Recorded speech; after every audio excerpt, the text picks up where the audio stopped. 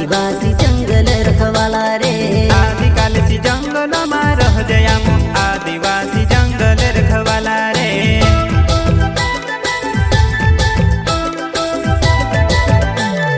चल जंगल जमीन काज पूजे रे आदिवासी दुनिया ने रखवाला रे। बाप देव खतरी काज पूजे रे आदिवासी सबसे निराला